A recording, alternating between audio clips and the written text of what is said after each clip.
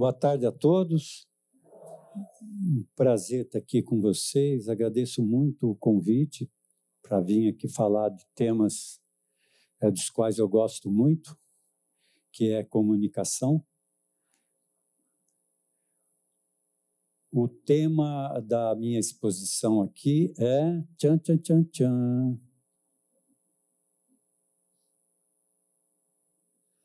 9 temas sobre comunicação interna, algumas inquietações e outras tantas provocações.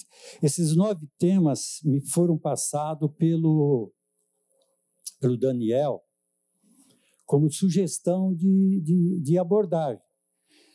Eu pensei, vou falar sobre os 9, um pouquinho de cada um desses temas aí.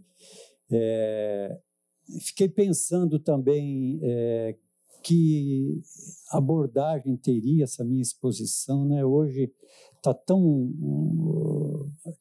fácil você achar conteúdos sobre qualquer tema, você coloca aí na internet, aquele milagre de Cristo, né? De multiplicar o vinho e o pão, os peixes. Isso aconteceu com a comunicação, né? Hoje hoje as pessoas disponibilizam conhecimentos importantes gratuitamente. O que eu vou levar então para esse pessoal que eu sei que é um profissional antenado? Então eu fiz algumas escolhas aí e é bastante conteúdo. Eu espero que no final da minha exposição vocês estejam bem confusos. Mas eu só repetir o prazer de estar aqui com vocês. Fiz vários trabalhos para a FENAB e fico muito feliz de estar aqui. Os 9 temas estão aqui. Nós organizamos em blocos.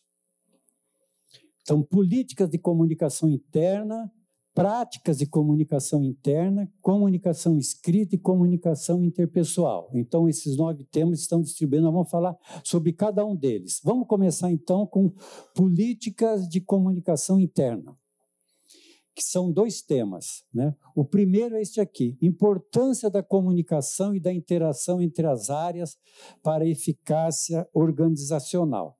Então, vamos lá. A mais importante antropotécnica desenvolvida pelos humanos é a linguagem da comunicação. A comunicação é a antropotécnica que mais nos afeta. E o que é antropotécnica? É toda e qualquer criação desenvolvida pela espécie humana para mediar nossa relação com o mundo e com o outro. Quem é que apareceu com esse conceito da antropotécnica? Peter Sloterdijk é um pensador alemão contemporâneo, escreve muito, tem uma vasta bibliografia, um pensador muito instigante, provocativo, e ele trouxe esse conceito da antropotécnica, que ele diz o seguinte: o que a natureza dá para os seres vivos faz parte do instinto. E o que é da cultura é a antropotécnica. E ele diz, o instinto para o ser humano é muito pouco significativo. O que nos caracteriza como espécie é a cultura. E a cultura, ela é constituída pela antropotécnica. De onde que veio essa ideia do Sloterdijk? Ele diz o seguinte: nós, como humanos, fracassamos. Na verdade, o Sloterdijk diz que o homem fracassou 2 vezes. Fracassou como animal e fracassou hoje como animal racional. Mas nós vamos falar do primeiro fracasso só que nos interessa aqui. O ser humano, a espécie humana, fracassou como animal. E por que nós sobrevivemos e hoje dominamos sobre a face da Terra? Por conta da antropotécnica. A antropotécnica, então, é toda essa produção humana desenvolvida pelo ser humano para sobreviver. No começo era a extensão das mãos, E hoje, tudo que nós temos de tecnologia sofisticadíssima, inteligência artificial, é a extensão da cognição. Os algoritmos, por exemplo. O que o Sloterdijk chama atenção. Bem, humanos, bonobos e chimpanzés compartilham 98% do mesmo mapa genético de nós humanos. Isso não é do Sloterdijk, isso já é um conhecimento estabelecido, né? É interessante que os bonobos constituem comunidades matriarcais, feministas, eles são super amigáveis, super festivos, têm uma vida sexual muito intensa e costumam resolver conflitos fazendo sexo. Os chimpanzés são o contrário, os chimpanzés são briguentos. Eles resolvem tudo na violência. De alguma forma, nós, seres humanos, ficamos oscilando, né, entre essas duas características genéticas aí, que compartilhada pelos chimpanzés e bonobos. A Lucy, que é chamado de elo perdido, a espécie mais, assim, o que foi encontrado pelos arqueólogos, né? Os ossos do que seria uma fêmea, né? Recebeu o nome de Lucy, lá da Etiópia, que estaria entre os bonobos e os chimpanzés, que seríamos nós. Porque ainda a ciência não conseguiu determinar em que ponto que você tem bonobo, você tem chimpanzé e tem o ser humano, que é a Lucy. Né? É o que nós temos de mais atual. O nome dela é Lucy porque o arqueólogo, quando descobriu aqueles pedaços de osso, ele estava ouvindo Lucy in the Sky with Diamonds, dos Beatles. Os humanos, nós somos altriciais. Os chimpanzés e bonobos são precociais. O que quer dizer altriciais? Nós somos determinados por exterioridades relacionais. Nós não tínhamos condição, como espécie, de sobreviver. Se a gente nasce e fica dependendo da mãe durante muito tempo, se não tiver a mãe para cuidar, a gente morre.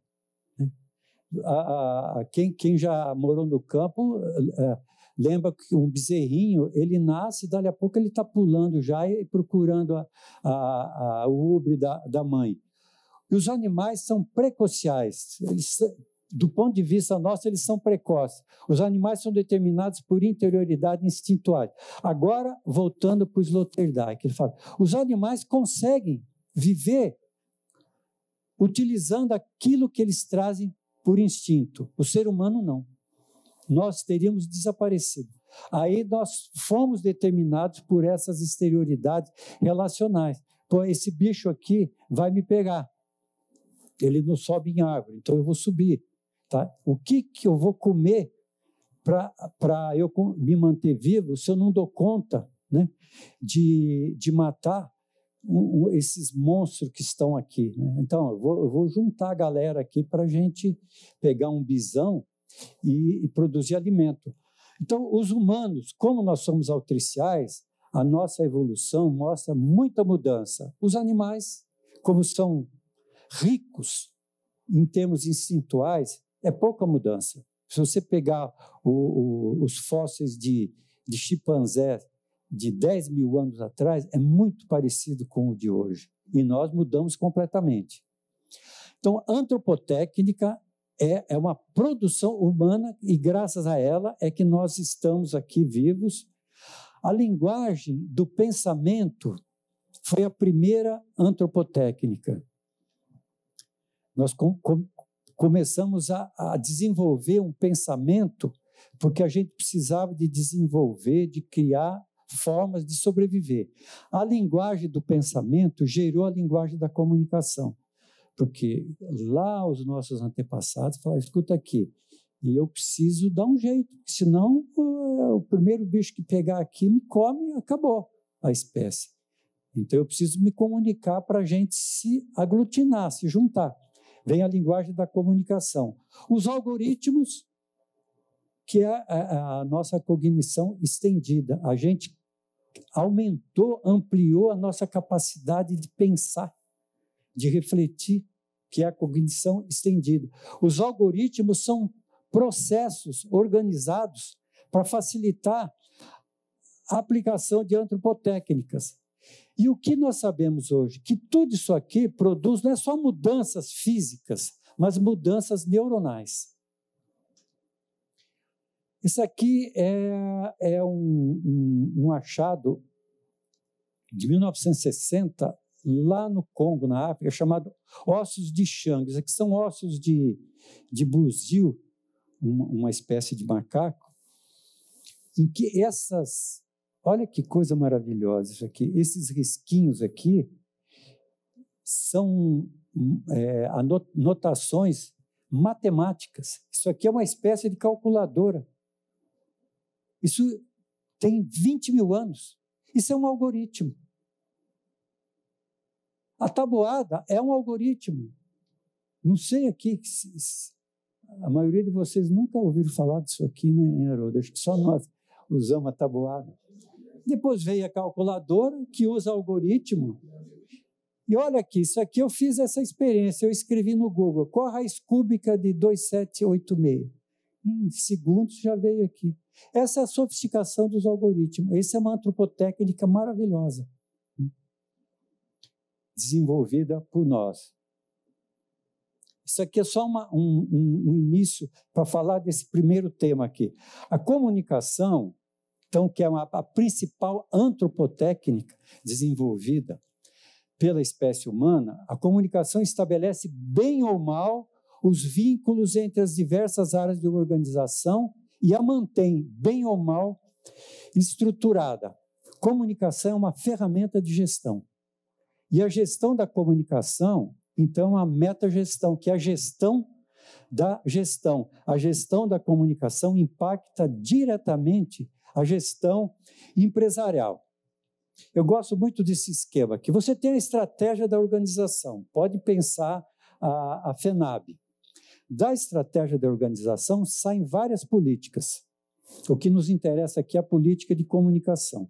A partir da política, vem o planejamento de comunicação e as ações de comunicação que acaba chegando ali nas ABBs, inclusive, a partir dessas definições aqui, né? O que é importante? Que tenha uma coerência, uma lógica, um alinhamento. Isso aqui é fundamental, né? A empresa tem que prezar por esse alinhamento entre a estratégia e as ações de comunicação. Então, a política de comunicação é que vai definir um algoritmo dos processos de comunicação. Tudo isso aqui, da política até as ações, é um algoritmo do processo de comunicação. Isso é pensado, estabelecido e é seguido, alterado quando necessário. Todos são responsáveis pela comunicação na empresa. Só que os níveis decisórios, os níveis de responsabilidade, os níveis de informação são diferenciados.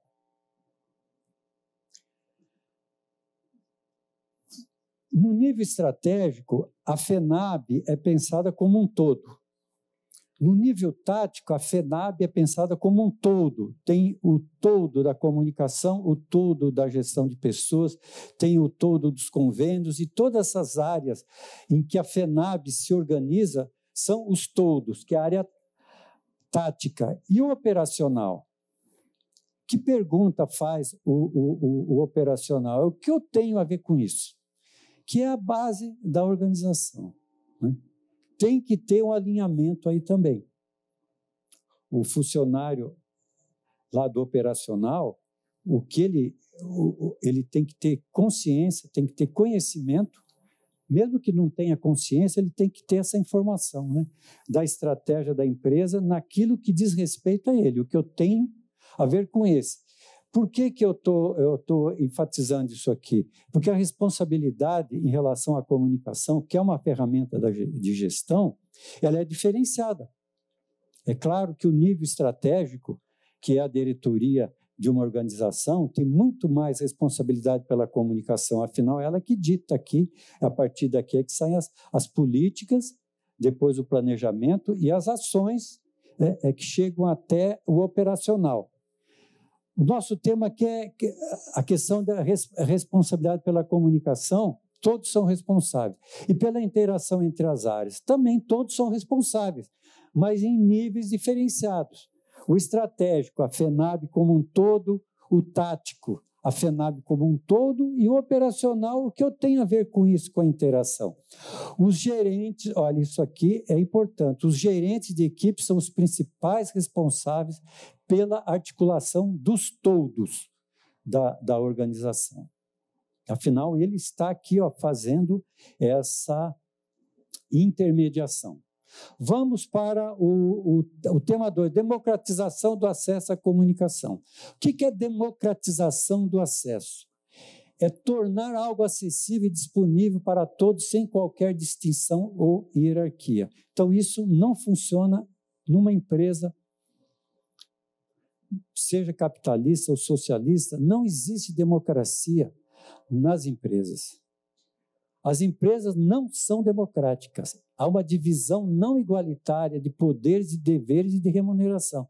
Pessoal, se não houvesse uma divisão desigual de poder na empresa, a empresa não ia produzir nada. Por que existe produção? Porque uns têm mais poder e mandam naqueles que têm menos poder. É assim que funcionam os processos. Especialmente numa economia capitalista. E é claro, quem tem mais poder, tem mais dever, tem mais obrigações e ganha mais. Tá certo. Então, isso aí tem uma lógica. Isso é bom ou isso é ruim? É assim que funciona. O que eu tenho visto nas empresas com relação a isso aí? É a hipercomunicação e hiperconexão. Principalmente por conta da tecnologia da informação, que é uma antropotécnica maravilhosa, e dos algoritmos que foram desenvolvidos, é que hoje tem muita comunicação e muita conexão nas empresas. E isso não pode ser confundido com democracia. Muitos dos informativos que circulam internamente nas empresas são mais importantes para quem os faz do que para os eventuais leitores. E isso é uma visão que eu acho que não é muito precisa, de que se comunicar é produzir informação. Isso é um dos aspectos da comunicação. O problema no passado, qual era? Retenção da informação. Então, o Haroldo, com certeza também, somos do tempo em que o gerente segurava a informação, né? Vocês também são desse tempo aí. Uma forma do gerente garantir o poder era segurar a informação. Eu lembro no primeiro tempo do banco, nos anos 70 do século passado, chegava, a gente chamava de carta circular, só os gerentes que vinham. Às vezes eu chegava por cima, assim, que raio tem aqui? O cara fechava a pastinha para ninguém ver, né? Isso mudou. Hoje, nas empresas, você vê um colega vindo com um papel na mão, você já finge, vai no banheiro, porque você sabe que é pepino que vem. Hoje, o problema hoje não é retenção de informação. Qual foi a solução para a retenção? Democratização do acesso à comunicação. Isso já está resolvido. Democratização do acesso à comunicação, do acesso à comunicação de acordo com os níveis. Nem tudo, né, interessa para todos. O problema no presente é excesso de informação e falta de informação. Isso é uma contradição. Só não está perdido quem está mal informado. Vocês já ouviram essa frase aí, né?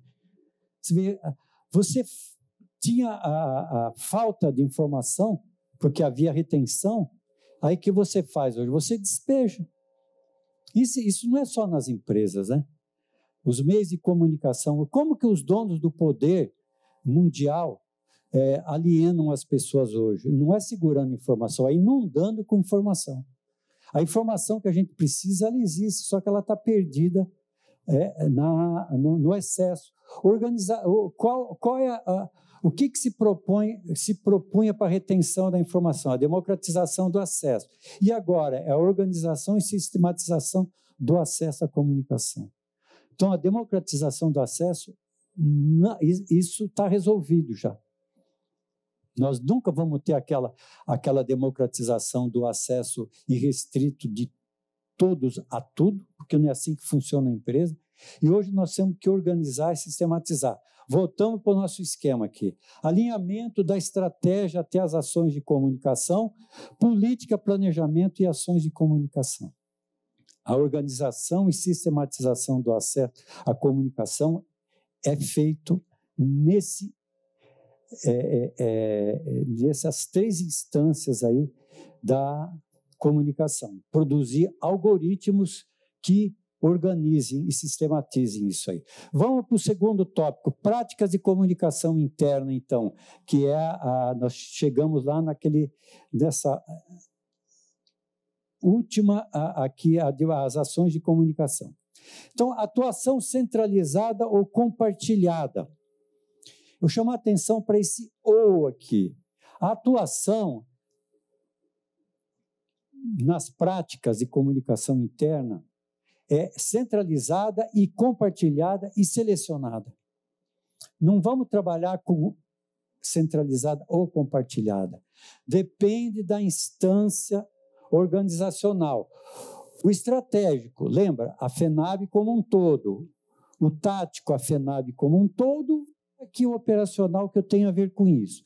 No estratégico, ela é centralizada. Isso tem a ver com compliance, com o controle, com acompanhamento. O tático que é o responsável, o nível tático, para compartilhar. E o operacional, seleciona. Isso aqui não me interessa, isso não tem a ver comigo. Que deve sair daqui a seleção. Porque senão a informação, o que eu tenho a ver com isso, essa informação aqui, ela chegou, mas ela não foi selecionada. Ela fica perdida em informação que não interessa. Melhores estratégias e práticas, ferramentas e tecnologias para a comunicação interna. Estratégia e práticas, então. Estamos aqui, voltamos com a política e com o planejamento. Sempre nasce daqui e o rigor com esse alinhamento. O que eu vejo hoje nas empresas, em relação a ferramentas e tecnologia, que eu chamo de sedução tecnológica. Como é muito fácil hoje você produzir informativos, você mandar mensagens, tem vários aplicativos, as empresas ficam seduzidas por isso aí. E acabam usando tudo. É comum, eu vou em empresas assim que usa Instagram, usa WhatsApp, tem a intranet e outras tantas ferramentas.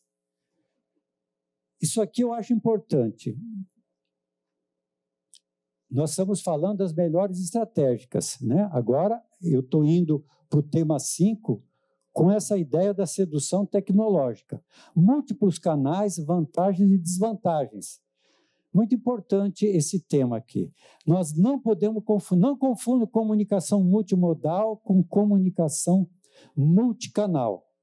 Comunicação multimodal se refere a fala, escrita, gesto, som e imagem. São os modos que eu posso utilizar num processo de comunicação. E a comunicação multicanal? Aí é rádio, TV, telefone, e-mail, internet e todas essas redes sociais aqui. Então, democratizar a comunicação não é ocupar todos esses canais. É uma medida assim, excelente para você desarticular as áreas de comunicação da empresa. O que eu tenho ouvido nas empresas? Nossos empregados possuem multicompetências. E o que eu tenho visto nas empresas? Os empregados têm ocupações múltiplas, muita pressa, atenção dispersa, dificuldade de concentração, indisposição para ler e muitas mensagens para ler. Isso não é ter muita competência porque é muito demandado. Tem que dar conta disso. O que eu tenho ouvido nas empresas? Devemos ocupar todos os canais, pois o funcionário acaba lendo em algum lugar. Isso é um equívoco. O que eu tenho visto nas empresas? Hoje o pessoal está perdido. Você vê, não pode confundir multicanal com multimodal. Algumas mensagens é mais produtivo você mandar. Hoje existe essa possibilidade, mandar áudio. Às vezes você escreve, às vezes você manda imagem, às vezes você faz um vídeo. Isso é multimodal. Agora, ocupar todos os canais, você vai intoxicar a empresa. O que eu tenho ouvido nas empresas, nós vivemos na era da economia da atenção e temos que disputar a atenção do funcionário. Então, você manda... Isso eu já ouvi em empresa, eu vi isso aí. E detonei. Porque está se usando uma forma de avaliar o funcionário que as empresas de marketing usam, que é quantos likes que tem. Tem empresa que fala, olha, deem like aqui nessa mensagem que o pessoal de gestão de pessoas está mandando. O que eu tenho visto nas empresas? Mais conexão, mais desatenção. Como é que o Rafael, da área de comunicação, vai... Imagine que desafio é para você disputar a atenção com as dancinhas do TikTok. Perdeu, cara. Não tem condição de disputar. São instâncias diferentes, são momentos diferentes. Isso tem que estar previsto. É claro que a pessoa prefere ver aquelas dancinhas no TikTok, porque hoje todo mundo trabalha com o celular na mesa. Agora, disputar a atenção, perdeu. Isso demanda o quê? Sistematização, organização. Todo funcionário de uma empresa ele tem que saber, eu tenho que, pelo menos uma vez por dia, entrar aqui. Isso é top-down, isso é determinado isso aí. Não pode disputar. A comunicação institucional não pode disputar atenção com as redes sociais, porque elas têm objetivos diferentes. As redes sociais querem vender, são empresas de marketing. O YouTube é uma empresa de marketing de muito sucesso. O Instagram, o Facebook são empresas de marketing. O que eu tenho ouvido nas empresas, temos que promover o engajamento dos funcionários, que é medido pelos likes, nas postagens que são feitas. O que eu tenho visto nas empresas? Eu quero comentar, peço bem a atenção de vocês para isso. O significado de nossas ações na empresa são tão importantes quanto o sentido, muitas vezes até mais. Eu sou de um tempo, nas empresas, que se falava, não, mas a pessoa tem que ter um sentido no trabalho. Aí se conta aquela história que com certeza vocês já ouviram, né?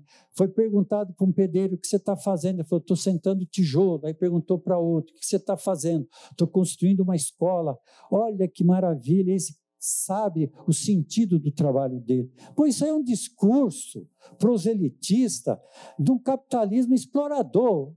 Pergunta quanto que, se o salário desses dois aí, dá para eles passar um mês dando o que os filhos precisam. Isso é um desvirtuamento. Você não precisa de ver sentido nas coisas para você se dedicar a ela. É bom ter sentido o que a gente faz. Se a gente for esperar que todo mundo veja um sentido no seu trabalho, você condena a maioria da humanidade à infelicidade. Porque quando eu trabalhei em banco 31 anos, no Banco do Brasil, qual o sentido de trabalhar num banco? Por que eu gostei tanto do banco? Porque tinha significado para mim. O significado é do cotidiano. O sentido, hoje, como é que fala o sentido? Propósito. De cada 10 consultores, 11 falam em propósito. Propósito é sentido, é direção, você está olhando para frente. O significado de nossas ações na empresa, mundo, na verdade, no mundo, são tão importantes quanto o sentido, que é o propósito. Muitas vezes, o significado é mais importante que o sentido. Então, o sentido é o comprometimento. Para que eu estou fazendo isso aqui? Isso é uma direção, é teleológico. E o significado? O significado é o envolvimento, é a resposta por que eu vou segunda-feira de manhã, feliz lá para a FENAB. Isso é envolvimento, porque a galera é legal. Mas o que você faz lá? Eu faço lá uns protocolos, lá, uns contatos com as ABB. Mas você gosta? Cara, a galera é muito bacana, eu tenho um gerente super bacana. Isso é o dia a dia, isso é o significado. Isso é o patético do cotidiano. Por que eu escrevi patético com H? Que é de patós. Patós é emoção, é afeto. É isso que nos move. Não é para onde eu vou. A gente foi educado para só dar valor naquilo que tem um objetivo. Tanto é que quando a gente quer desvalorizar alguma coisa, a gente fala assim, qual o sentido disso? Se não tem sentido, não tem valor. O que tem valor é o significado. Vocês já ouviram aquela historinha também do bife a cavalo, lembra? Que a vaca se comprometeu, porque deu a vida. A galinha só se envolveu, porque só deu o ovo. Uma frase ridícula, uma história ridícula essa aí. Empresa não quer a vida de ninguém. Comprometimento é da vida, pelo amor de Deus. Nenhuma empresa quer a vida das pessoas, quer a força de trabalho. Então, o significado, é bom buscar o propósito. O que é o engajamento? O engajamento é significado mais o sentido, que é o propósito. Não adianta ficar medindo engajamento, porque os funcionários ficam dando like e ficam acessando aqueles 500 mensagens que chegam para ele. Eu vou fazer umas sugestões sobre esses dois itens, políticas e práticas de comunicação interna. Escolha os canais para a comunicação administrativa, o mínimo possível. E aí vocês têm que considerar o alcance, facilidade de uso, custo. É só colocar os canais disponíveis e falar qual é o mais eficaz e eficiente e efetivo. Especialize e sistematize cada canal. Esse canal aqui é para isso, esse aqui é para aquilo. Quem define isso aí? A partir da política de comunicação, você estabelece o que a gente chama de diretriz editorial. Nesse canal, é esse tipo de mensagem. Tem que estar estabelecido, isso é um algoritmo. Esse protocolo é um algoritmo de como vai funcionar a comunicação interna. Escolha os canais, no mínimo possível, especialize, legitime e valorize esses canais. Aqui é muito importante a questão da direção da empresa. Valorizar, utilizar, apoiar. Falar, é assim, isso aqui, nós temos que utilizar esses canais aqui. Todo o corpo gestor, até a gerência média, tem que valorizar, legitimar. Institucionalize tudo isso. Escreva isso aí. Crie um algoritmo. Explica, defina. É assim, funcionário tomou posse na FENAB. Olha, nós temos essas ferramentas de comunicação. Está aqui o manual. Qual que usa, qual que tem que ser acessado, qual que é obrigatório acessar. Essa aqui você acessa se quiser. Avalie os canais periodicamente com pesquisa, né? Essa é uma ferramenta importante, né? E muda, se não estiver funcionando, muda. Vamos para o nosso terceiro tópico, comunicação escrita. Comunicação escrita aqui, a demanda é quais são as tendências da comunicação escrita. Quer que eu desenhe? De onde vem essa expressão, essa pergunta que a gente usa muito? Quando uma pessoa não entende o que a gente explica, né, a gente fala, quer que eu desenhe? Né? É porque a imagem é a maneira mais antiga e mais eficaz que nós, humanos, desenvolvemos. Né? É uma das primeiras antropotécnicas lá quando nós começamos a nos comunicar. Olha, essa imagem aqui, famosa da caverna Lascaux na França, tem 17 mil anos. Não quer dizer que antes disso os nossos antepassados não desenhavam, também desenhavam, né? O que define a história, a pré-história, é aquilo que os arqueólogos encontram, né? Isso aqui é uma série de imagens bem grande, ocupa muito espaço nessa caverna. Aí é só um animal. E a prensa de Gutenberg, lá da Alemanha, que ele pegou os tipos móveis dos chineses e criou a imprensa, né? Por conta da prensa dos tipos móveis. Então, aqui nós temos a imagem e o texto escrito, que são duas formas de comunicação que a nossa espécie desenvolveu. É claro que teve aí uma evolução, né? Mas o que eu queria trazer para vocês? Que quando os nossos antepassados começaram a desenhar nas paredes, eles criaram um mundo paralelo. Olha que coisa bacana isso aí, né? Você vê, o homem vivia na natureza. Aí ele começa a desenhar. Quando ele desenha na parede, ele trouxe a realidade para a parede. Ele criou um outro mundo. Quando ele começou a escrever, aí isso exacerbou de uma maneira assim maravilhosa, de criar o que nós chamamos de narrativas.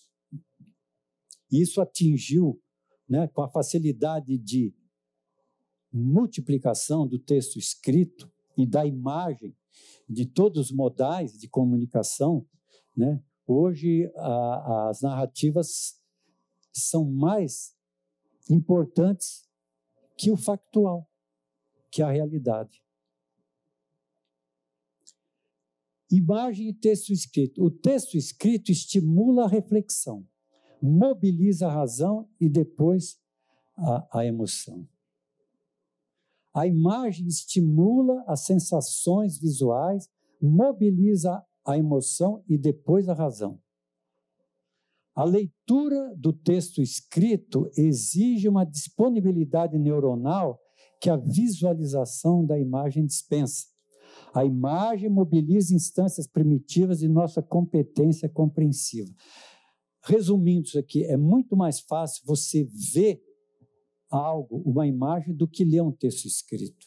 A escrita é um procedimento muito complexo, que exige muito. Foi uma mudança neuronal importantíssima, essa antropotécnica da escrita.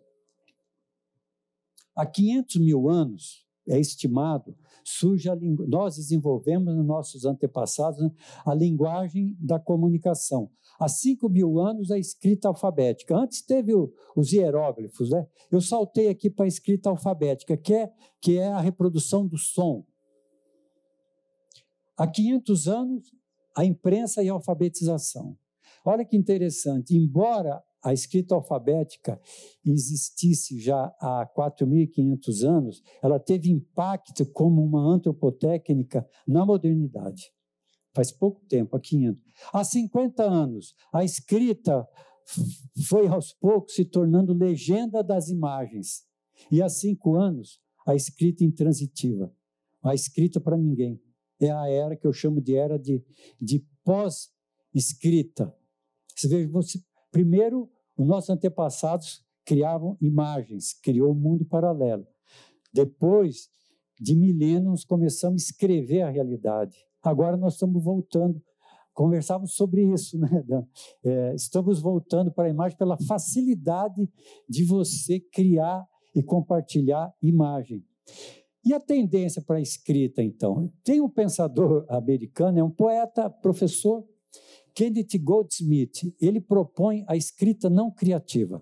Esse é o livro dele, Escrita Não Criativa, administrando a linguagem na era digital. O que ele fala nesse projeto dele de escrita não criativa? Não deveríamos ser avaliados como redatores por nossa capacidade de criar conteúdos originais, e sim pela forma como aproveitamos conteúdos que já foram escritos. O que ele está dizendo? Vamos parar de escrever. Escrevemos pouco tempo, 400, mais ou menos 400, 500 anos. A alfabetização em massa começa no século XVIII, foi uma revolução, né? E agora a escrita está perdendo a sua o seu papel está mudando na nossa civilização. Esse aqui é o livro dele, é traduzido para o italiano. Olha como que eles traduziram, Ctrl+C, Ctrl+V, o livro do Goldsmith. O que ele fala? Fuja da originalidade, inovar apenas como último recurso. Ctrl+C e Ctrl+V são essenciais para o processo da escrita. Devemos parar de produzir textos e aprender a rearranjar os textos que já existem. Por isso que ele fala, né? Gestão da comunicação escrita. Se você não quer que sua arte seja copiada, não a coloque online, porque vai ser copiada. E ele é o grande defensor do Ctrl+C, Ctrl+V. Então, dentro dessas tendências da escrita, da pós-escrita, eu gostei muito desse livro, por isso que eu estou trazendo para vocês, é de um professor de literatura francês. Como falar dos livros que não lemos. Esse aí eu li. É um livro delicioso, viu? Ele dá todas as dicas. Aí tem livros de que eu ouvi falar, livros que eu só folheei, livros que eu vi na banca, na livraria, outros livros que eu só li à orelha. Ele dá todas as dicas de como falar. Vocês veem, hoje existe já toda essa reflexão sacana, né? Da escrita. Objetividade e assertividade como diferenciais. Então, não vamos perder de vista, então, a tendência da escrita, que ela está em crise. A escrita, eu não acho que ela está em crise. É que as coisas estão mudando muito rápido por conta dos algoritmos, das antropotécnicas na área de tecnologia da informação. Isso impacta todas as áreas. E na comunicação, com certeza, porque é a primeira antropotécnica. E a objetividade e a assertividade como diferenciais, que toda empresa quer. A capacidade para falar é inata, ela é irrecusável. Só não vai falar quem tem problema. Ou é surdo ou é mudo. A competência para escrever é aprendida e desenvolvida, ou não. Então é muito difícil para a nossa espécie escrever. Aprender a ler e a escrever. É muito mais fácil falar. Porque a fala, ela é inata, é irrecusável. Então, é normal que, quando existe uma tecnologia para substituir a escrita perde. É igual disputar as dancinhas do TikTok com as mensagens que o Daniel está mandando, falando sobre a bebê comunidade. É covardia disputar. Sobre objetividade e assertividade, eu vou lembrar aqui do manual de redação que foi citado lá. Eu acho que o manual de redação tem várias dicas. Assim. É um algoritmo de como escrever nas empresas. Vocês vão ver algo como isso aqui. Ó. Quando você vai escrever e você quer objetividade e assertividade, o que eu vou escrever? Por quê? Que é o dono institucional do texto, que é quem assina. Às vezes você escreve um texto, mas é o teu chefe que vai assinar. Ele é o dono do texto. Para quem que vai esse texto? Onde ele vai ser postado, publicado? Como que ele vai ser feito? Isso aqui define a objetividade e a assertividade. Garante? Claro que não. Não existe garantia em comunicação. Garantia total. Não existe 100% em comunicação. Por quê? Comunicação, ela é feita por seres humanos.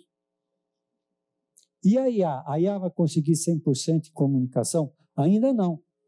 Talvez consiga no futuro, né? Quem sabe? Qualifique a produção da informação. Estou falando dentro dessa objetividade e assertividade. Então, vocês já leram todo o manual, já decoraram tudo. O manual é para ser consultado. É um material de consulta. Qualifique a produção da informação. Estou falando de forma e conteúdo. A forma de um texto escrito, comunicação escrita, ele tem a dimensão da estética e da estrutura. E a estética é fundamental hoje, porque nós temos tecnologia de fácil utilização que deixa um texto bonito. Então, hoje, a apresentação de um texto repercute na sua aceitação. E a estrutura é como você organiza as ideias. E o conteúdo é relevância e pertinência. Sobre a estrutura, tem lá no manual de vocês. Solicita, informa, argumenta e considera, em ordem de importância. E sobre conteúdo, relevância e pertinência. Nem toda informação institucional que circula na empresa é útil para todos. Toda informação institucional que circula na empresa tem que ser útil para alguém. Lembra do operacional? O que eu tenho a ver com isso? Esse cara tem que receber só o que ele precisa para desempenhar o seu trabalho com qualidade. Eu estou falando em útil aqui, olha, destacando o útil aqui. O útil é a informação que o funcionário precisa para realizar seu trabalho com qualidade, e não a informação que você gostaria que ele soubesse. Não sei se acontece aqui com vocês, mas é comum nas empresas. O chefe fala, vou mandar aí uma mensagem para o pessoal aí, você faz a mensagem. O chefe fala, não, mas coloca mais isso aqui, porque é bom que ele saiba isso aqui. É bom, isso aqui é necessário, é útil. Ele precisa disso para desenvolver o trabalho? Sim, então escreva. Agora, porque é bom, não é para dar uma moral e tal, é o que eu chamo de pregação. Nada, não funciona. Você está desestimulando a leitura. Comunicação interpessoal, o nosso quarto tópico. Barreiras à comunicação eficaz, os distraidores, tá? Que é o tema 8. Distrair, do latim, distrair quer dizer separar. Nós vivemos distraídos para sobreviver. Se a gente não separar aquilo que chega para nós, a gente não sobrevive mais, porque é muita informação que chega de tudo quanto é lado, por todos os meios possíveis. A maioria deles, a empresa não tem como controlar, porque ele chega hoje no celular, e o celular está na mesa do funcionário. Então, cuide daquilo que está sob o teu alcance, empresa. Organize, sistematize, legitime os canais, defina qual deve ser utilizado. Quanto mais mensagens, mais distraídos a gente está. Quanto mais conectados, menos ligados. É como uma resposta, assim, até inconsciente nossa, né, da gente se fechar. Você não vê mais nada. Mais conexão, mais desatenção. Estou repetindo isso aí. Como administrar um impulso distraidor na comunicação interpessoal? Isso assim, alguns itens que eu escolhi trazer, que se chama escuta apreciativa. Porque isso é muito comum no nosso dia a dia. Não é só no trabalho, não, em casa também, com os amigos, num barzinho. Para o que estiver fazendo quando vierem falar com você e dê atenção a essa pessoa, né?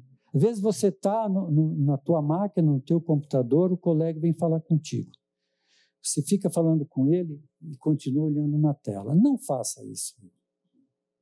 Mas vai, não, é que eu estou no sufoco. Pô, 1 minuto vai fazer diferença na tua vida se você parar 1 minuto. Mas se você está fazendo algo que você não pode falar, você fala, cara, eu quero conversar contigo, eu quero te ouvir, mas espera eu terminar isso aqui. Assim que terminar, eu vou lá falar com você. O negócio de falar com pessoa olhando os celulares, isso é cada dia mais comum. Isso afasta as pessoas.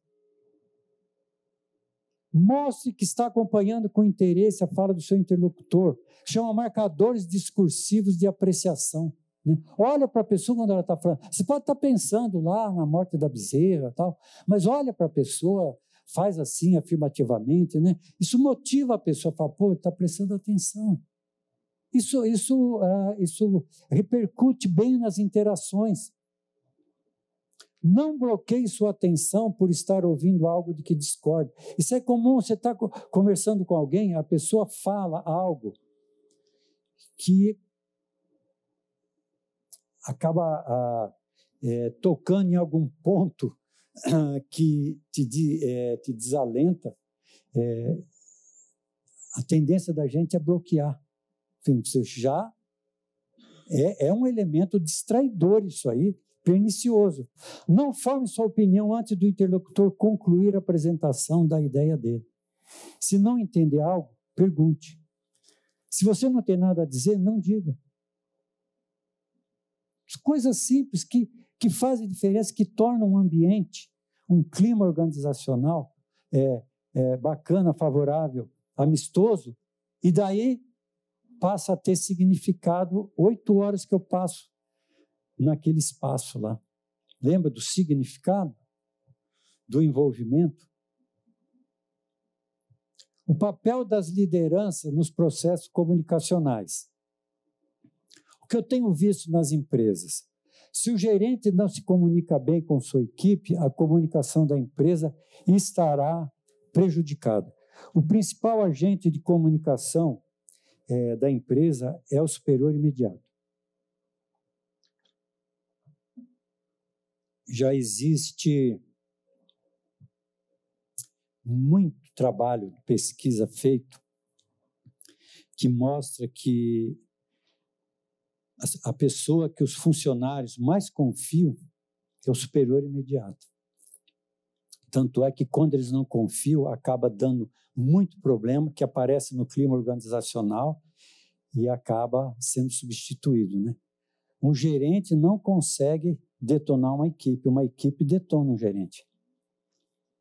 Aí eu trabalho muito com formação gerencial, eles falam, então o gerente tem que ficar fazendo média com a equipe? Claro que tem. Ele depende da equipe, tem que fazer média, sim.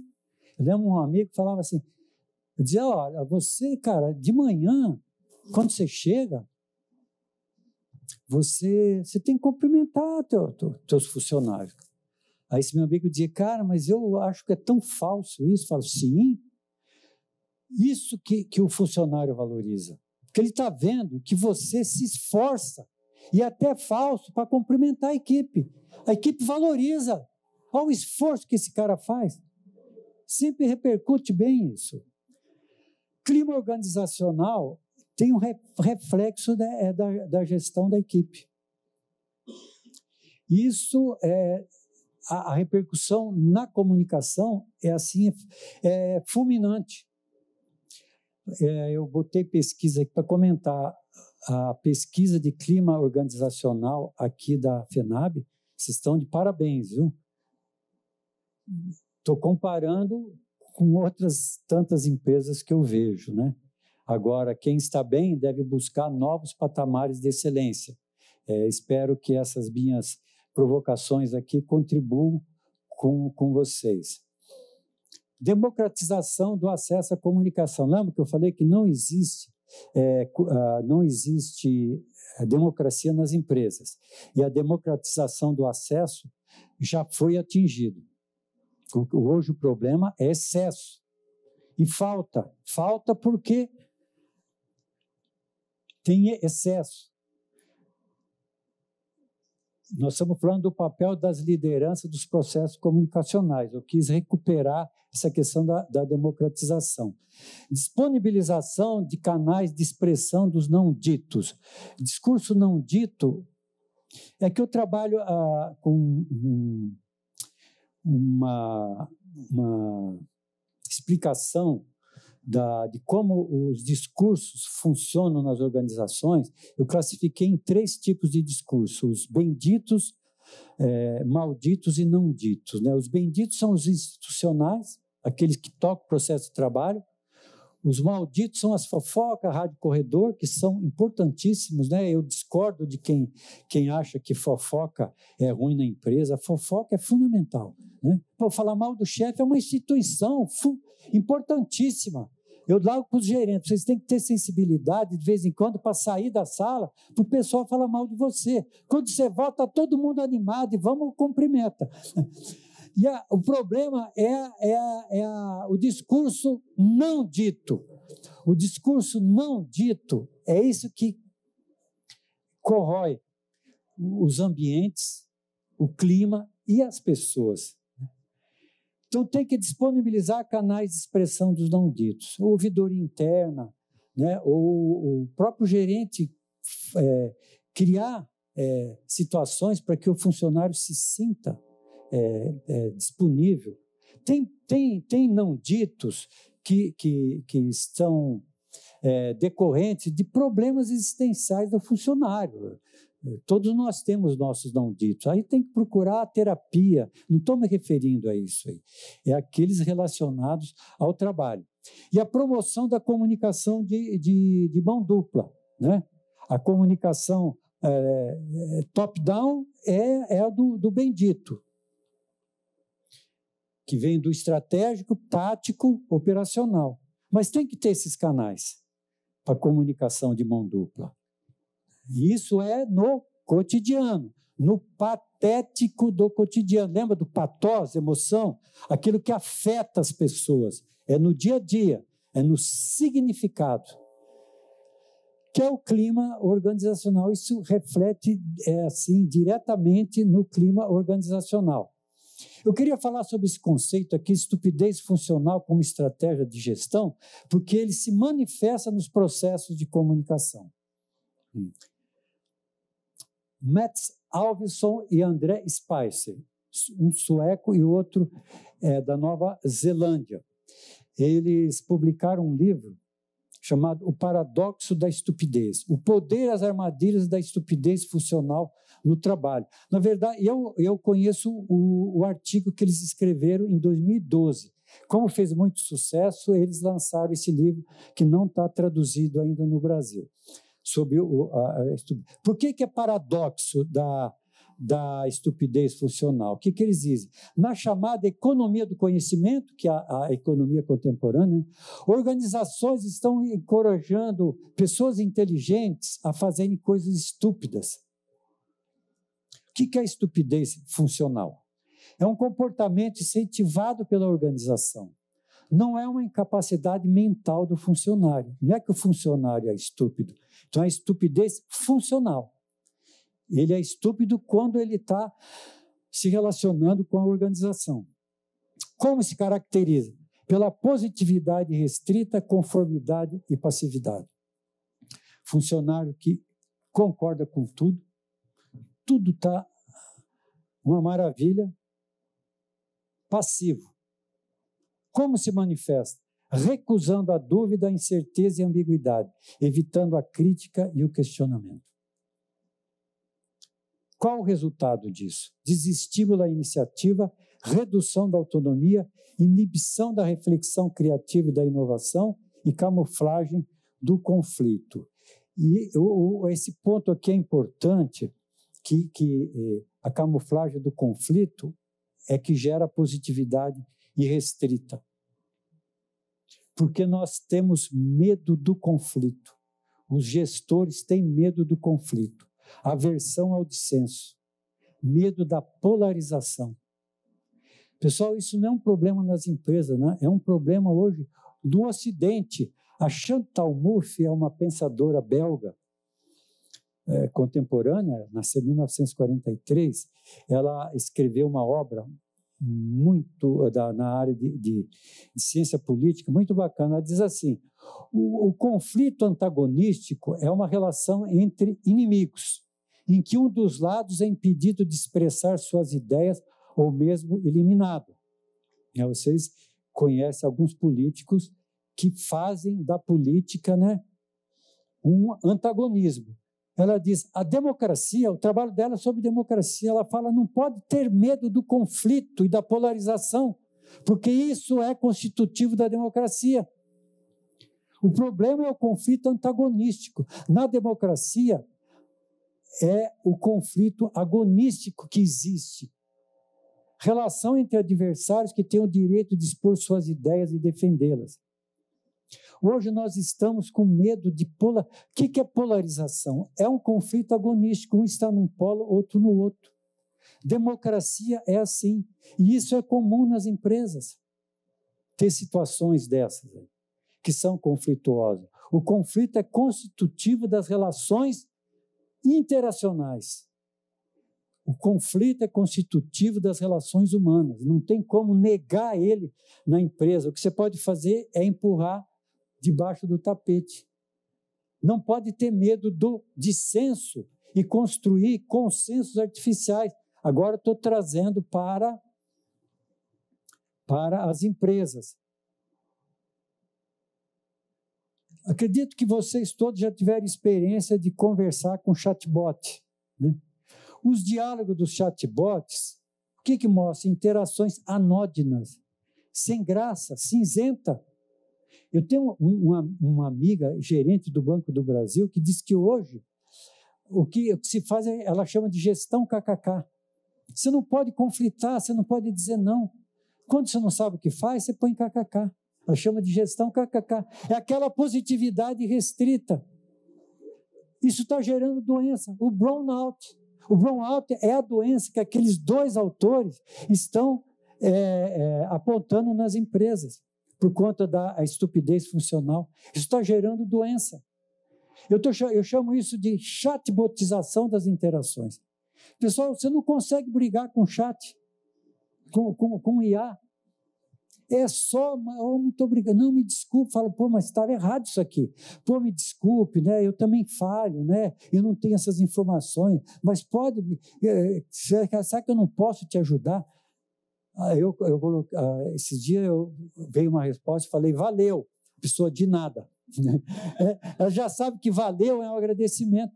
Você sabe quem monta isso aí? São linguistas, são meus colegas linguistas que montam isso aí.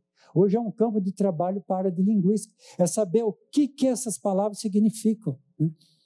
Eu já conversei com uma amiga linguista que ela fala, às vezes, quer ver uma expressão, não é essa expressão, não lembro qual que é, mas é desse jeito, quando você fala assim, puta, é foda. Eu sou do tempo que dizer que era foda era coisa ruim. Infelizmente, as novas gerações recuperaram o significado, né? Foda é uma coisa boa, né? Então, você tem que ensinar a IA. E, na dúvida, fica essa chatbotização das interações. Só a comunicação não violenta, do Marshall Rosenberg, é uma coisa maravilhosa. O que está se fazendo com a comunicação não violenta? A chatbotização. Medo do dissenso, medo do conflito, medo de dizer não. Você sai da intolerância militante para o conformismo apático, que é o burnout. Pessoal, nós estamos aqui falando no tópico 9, papel das lideranças. Gestão do conhecimento e gestão do conflito, elas são igualmente importantes. Fazer gestão do conflito é tão importante como fazer gestão do conhecimento. Conflitos ignorados não deixam de existir. Equipe boa não é aquela em que não há conflitos, e equipe boa é aquela que se reconcilia após cada conflito, até o próximo. Essa é uma competência importante de um gestor de equipe. Deixar esses não ditos se expressarem, lidar com o dissenso. Só empresa não é democrática. Todo funcionário sabe que a opinião dele pode não ser aceita, normalmente não é. Tudo bem, não é isso que incomoda os funcionários. É como é lidado com esse dissenso. Pessoal, esses foram os 9 temas que foram passados e eu acrescentei um 10 por minha conta. Algumas sugestões provocativas para o autodesenvolvimento que eu vejo que isso tem reflexo nos processos interacionais e são construídos nas interações comunicativas. Então, algumas sugestões provocativas para o autodesenvolvimento. Desenvolva suas tarefas com a maior qualidade possível para ninguém te incomodar. Isso torna um ambiente agradável, um clima organizacional. Faça certo, faça o melhor possível. E o mais rápido possível. Para sobrar tempo para ficar sem fazer nada. Para depois você olhar as dancinhas do TikTok. Mas faça a tua obrigação bem feita, caprichada. Exerça o seu direito ao cansaço. Eu quero falar sobre o cansaço. O Shu Han, acredito que vocês já viram esse livrinho aqui, ó. Esse cara é um coreano, professor na Alemanha. Ele tem vários livrinhos assim, são livros para o nosso tempo, pequenos, fininhos. Esse aqui é o que fez mais sucesso, Sociedade do Cansaço. É um livrinho com 5 artigos que ele tinha escrito, ele juntou. O último artigo é Sociedade do Cansaço, o nome do último artigo que deu o nome ao livro.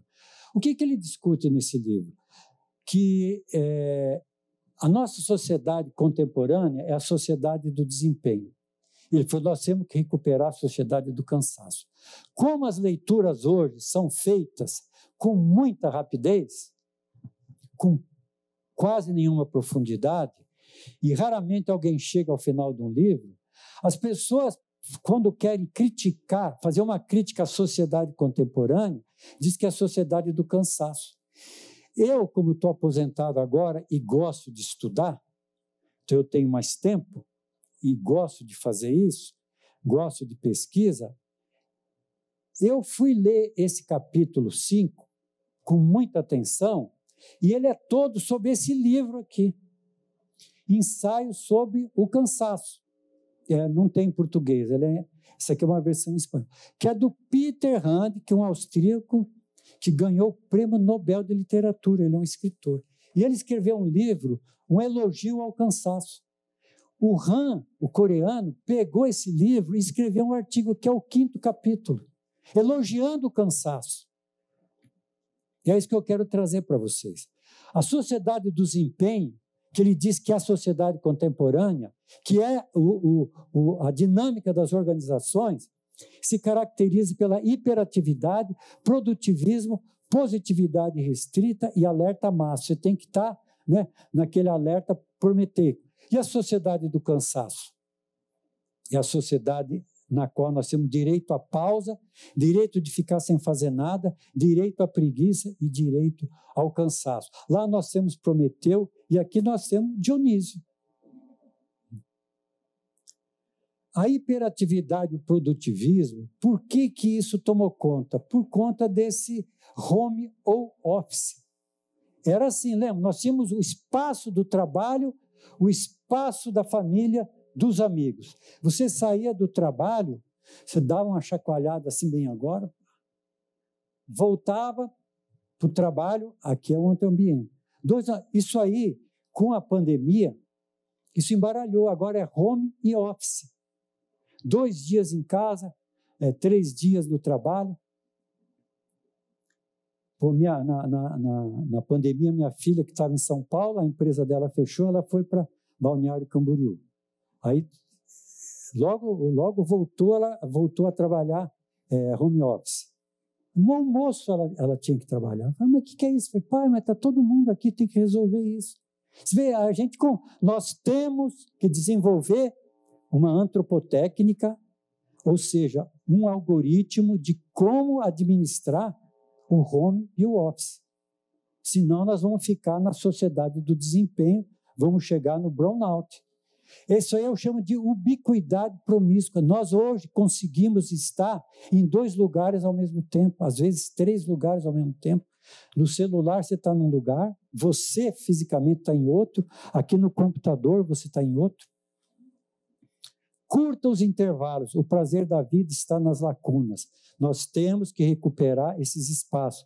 Por isso que eu digo, faça o teu trabalho bem feito, faça bem rápido, tem um tempinho, fica sem fazer nada. Vai bater um papo, jogar a conversa fora. Isso faz bem para a nossa saúde e é bom para a empresa isso aí.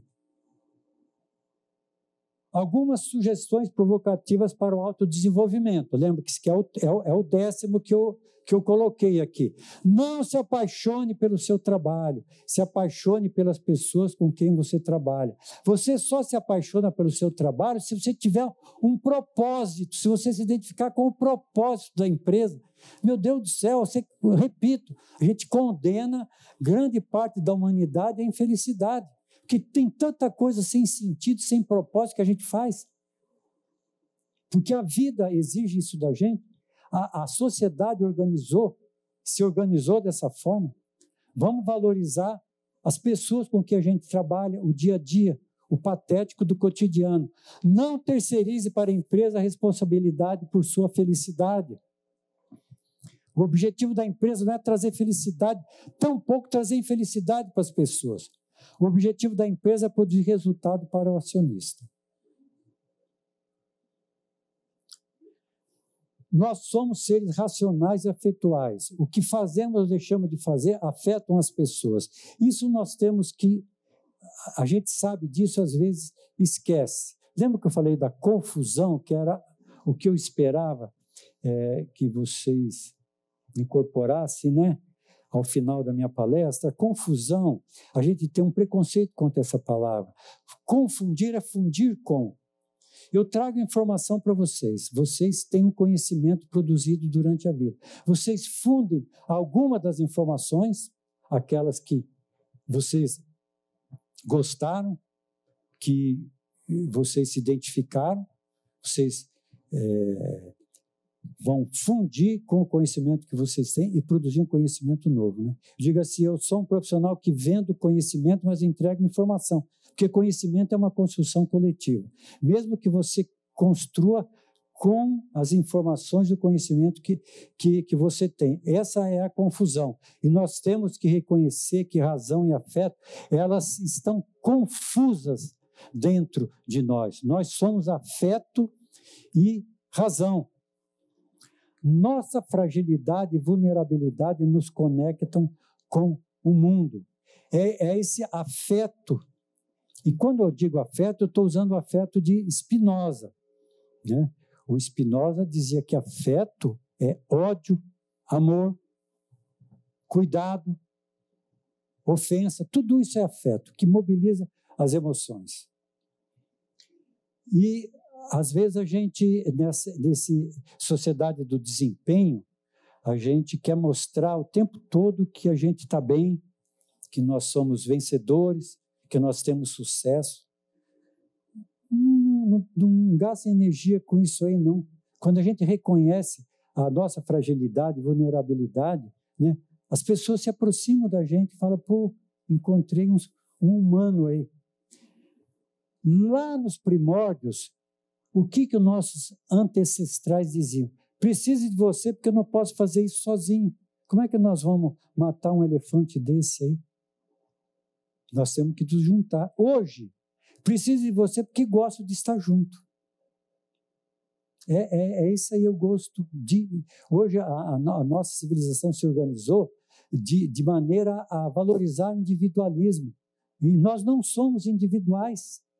Nós fazemos parte de uma comunidade. Mesmo que a gente esteja sozinho, nós somos parte. Essa é da nossa Constituição, lá dos primórdios. É conversando que a gente se entende e é conversando que a gente se desentende também, porque são afetos. Isso a gente pensar sobre isso aí. O consenso submete opiniões discordantes, a consonância acolhe a discordância. Então não vamos ter medo do conflito que vem do dissenso. Olha, consonância afetual é mais importante que a desafinação cognitiva, né? Assim, o melhor exemplo que eu dou sobre isso aqui, eu tenho amigos bolsonaristas, parece impossível. Tenho, porque são pessoas bacanas. Só que é uma história de equívocos na vida, segundo o meu ponto de vista, mas é uma pessoa bacana. Então eu coloco a consonância afetual para compensar a dissonância, a desafinação cognitiva. Aí precisa benevolência e tolerância, boa vontade e relevar um monte de coisa. Isso é o dissenso harmônico. Essa é a minha pregação nas empresas, na área de comunicação. Dissenso harmônico. Você não precisa de consenso para ter harmonia. Normalmente o consenso artificializado, ele gera desarmonia, porque a pessoa fica com não ditos. Mas não era isso, não era assim, não. Quem não se comunica, se trumbica. Quem se comunica também? Comunicar-se é disponibilizar-se para se trumbicar. Correr esse risco vale a pena. É nos processos de comunicação que nós nos trumbicamos e também nos conhecemos, nos apaixonamos, nos amamos e construímos as possibilidades de ser feliz. Pessoal, muito obrigado pela atenção de vocês.